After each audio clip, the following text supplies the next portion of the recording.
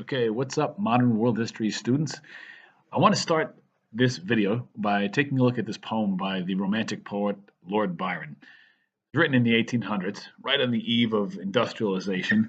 And as we read this little excerpt, I'd like you to think about what does this poem say about city life and industrialization, this new world that they were experiencing. He says, I live not in myself, but I become a portion of that around me. And to me, high mountains are a feeling, the hum of human cities, torture. A little over the top and dramatic, but that's the romantics for you. If you take a look, what is he saying? He's saying, I don't like these changes, right? I'm not really myself. I just become a portion of this machine crazy hum of human cities. And to me, high mountains, nature, that's what I'm talking about. And so today I want to explore the the extent to which in the Industrial Revolution, economic material factors can change the way we think and the way we feel, and ask can economic factors change the way we think? Can economic factors change the way we feel? Can they change the way we express ourselves? These are really personal human things. It's what it means to be alive.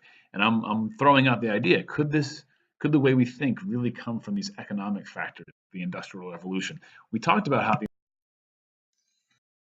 Whoa. We talked about how the Industrial Revolution has caused all these social and economic changes. If you take a look at the top right, we've had changes in agricultural, exploiting new resources like fossil fuels, minerals, and other resources, technological advances combined to make the Industrial Revolution. And we have new uses of power, the inventions of new technologies, the search for new raw materials and new markets, which we're going to see leads to countries taking over the countries. We talked about the rise of the middle class, the birth of big business and corporations, and the expansion of cities. But that last one says the development of new philosophies, the new way of thinking. And so I want to look at that today. Let's take a look at this rise of the middle class. We knew that this new bourgeoisie, the new managers, engineers, accountants, the kind of middle class of the Industrial Revolution, they're not the working class. They're not living a day-to-day, paycheck-to-paycheck existence. They're living, for the first time, more people are living a more comfortable lifestyle. The middle class, what it does is it expands the audience for the art. Why? Well, think about it. The middle class, they're the ones that have a little extra money. They have a little spare time on their hands. They can go and spend it on what could be perceived as sort of frivolous extra things, like going to art museums or going to see the symphony. And this creates a market for people to create new forms of art. So you can exist as an artist because people are going to pay for it. What happened to art during the Industrial Revolution? Let's take a look. So, in order to understand the art of the Industrial Revolution, we need to look at what happened beforehand to compare it. So, we have this revolution of the arts. We have industry, right? It's all about reason, scientific observation, efficiency, very cold, calculated, measured existence. What many artists began to react to it was the fact that this was not human enough. It's humans don't live a rationalized existence. We do things, we think with our hearts and not just with our minds. And so what we're going to see in the 1800s is music, art, poetry, literature that is emotional. It's filled with emotion. It's meant to kind of focus on the heart of human existence. Now, people came after these guys and were like, you guys, you have your heads in the clouds. And some of these artists begin to reject the romantics and they say, get your heads out of the clouds. You must embrace reality. And they looked at the hard changes brought upon by the Industrial Revolution and they focused on the bare bones, no sugarcoating. Here's what life was like. We need to deal with this face on. A lot of realists are going to be kind of social activists who want to change things, and they feel like they can change things by dealing with them head on. Physically, here's what it looked like. This is the old art. This is from the Renaissance.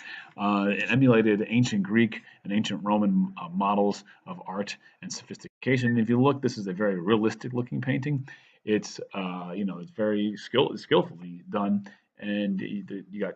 I mean, there's as much math in here as there is art. There's symmetrical lines going down lines of perspective. You have people pondering big thoughts, and a lot of these philosophers and thinkers are scientific thinkers of the day, celebrating Renaissance and ancient thinkers. Now, by the 1800s, you have something like this. It looks way different than what you saw previously.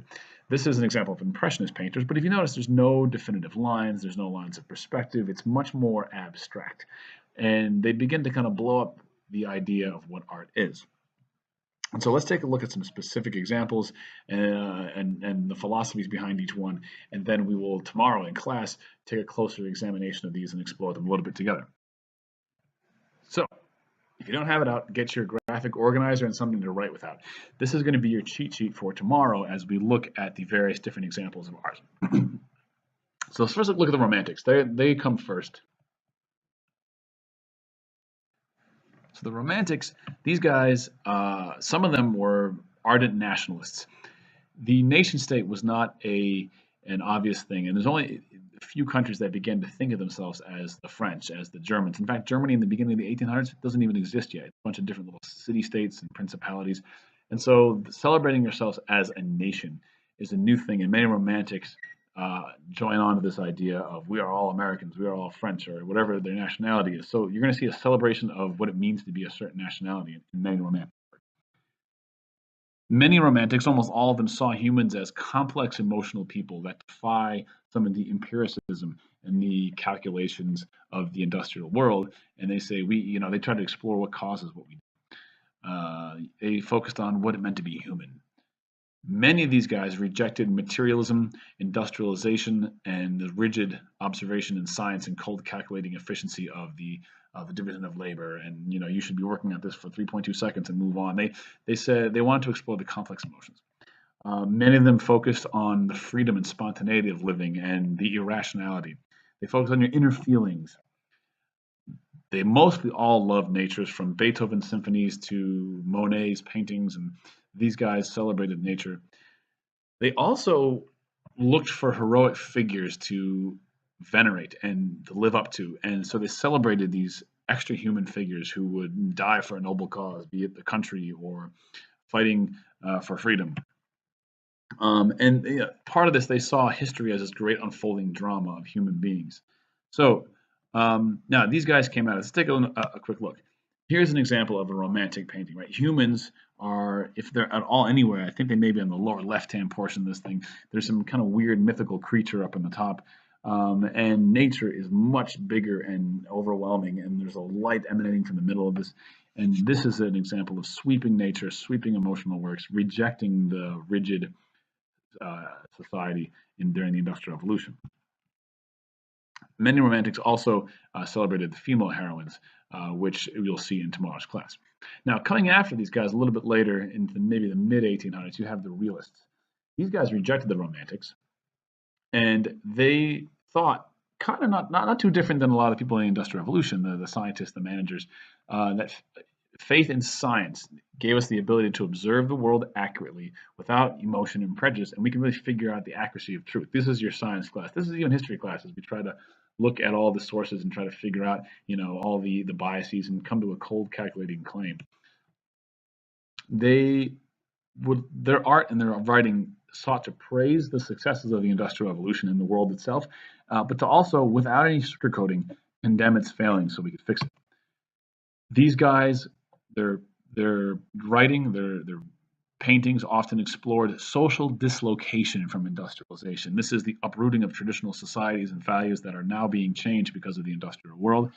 And they tried to explore the reasons behind this and how we should deal with them as human society. Their art and writing was often very unpleasant, very drab, because this was life itself, they would argue, and you can't rosy it up.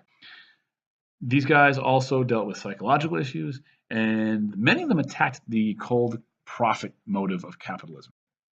Here's an example of a realist painter in which these people you can't even see their faces. There's just this cold, hard labor. It's not romanticized. It's this is what life is like for many people in the world, and it should be dealt with and maybe even celebrated, but it's certainly not romanticized or made to look like it's a noble thing. It's just, it's life. Now, we also have the Symbolists. These guys kind of came in the middle throughout the 1800s, along with the Romantics and the Realists. For our conversation, for the most part, we deal with the symbolism in writing. I'm sure you guys have dealt with this in English class, so we'll go kind of quickly through it. Many symbolists were disgusted by the brutal, cold, polluting, bad working condition realities of industrialization.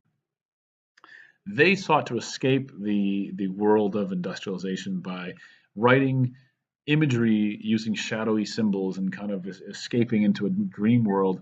And your English teachers could probably give you a much better explanation of this, but that they would use symbolic language to create a feeling more than anything else.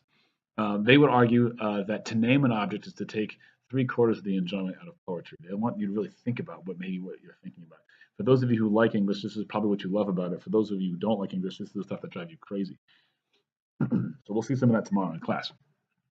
Now, going back to the painters, where we see Impressionism come into the 1870s and 1880s. The Impressionists sought to capture momentary impressions made on our senses. So their work often had quick brushstrokes that were undefined and focused on the light and color that came flashing out of us. If you were to look straight ahead somewhere and kind of close your eyes and then open them quickly and then close them again, this essentially gives you an impression of the color and light. It's quite beautiful stuff, in my opinion. We'll look at some more examples of this tomorrow. And in a moment, we'll look at an example of this. Now, for lack of a better term, everybody who came after the Impressionists were lumped into the Post-Impressionist movements. They figured that Impressionists neglected the role of the imagination. What they meant by this was that Impressionists, while it looked kind of abstract, they're still trying to just take what they see in nature and create it on canvas. I quickly look and I see, I'm giving you an impression of the light and color that I'm looking at.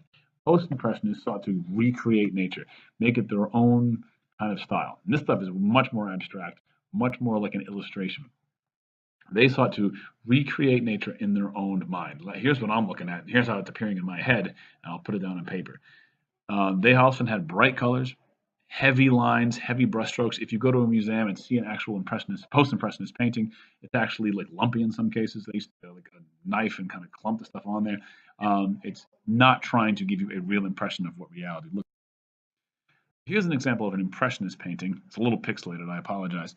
But if you were to walk far enough away from your screen and pause it right now, you could actually make out pretty clearly glittery water and a gondola, a boat in Venice here, and this is a palazzo in Venice, Italy. And again, if you were to back away, it gives you a pretty good impression, a real impression of what it looks like. There's not clear lines like that old-fashioned one from the Renaissance, but it's giving you a real image that focuses on the light and the color. Now, the next painting, Post-Impressionist painting, not all Post-Impressionists will look like this, but I use it as an example because you will never mistake this for a real image. This looks like an illustration, and you can see the lines are really thick and heavy, and it's almost kind of swirly, psychedelic-like. So we will look at different examples of this tomorrow, and what we'll do is we'll take your graphic organizers that you filled out, and hopefully if you didn't get to, please pause this and go back to them. Because you're going to use your graphic organizers tomorrow to walk around our classroom gallery trying to decipher which piece is what and what it means and all that kind of stuff. So it'll be a little in-class art gallery tomorrow. And so I'm looking forward to doing that with all of you guys. We'll start with a little opener explanation with me, listening to a little music, and then looking at some samples. And then you guys are going to walk around with some, wine and cheese. Of course, we're not going to really have wine. Maybe we'll have a little cheese, but we'll see you tomorrow for the art gallery.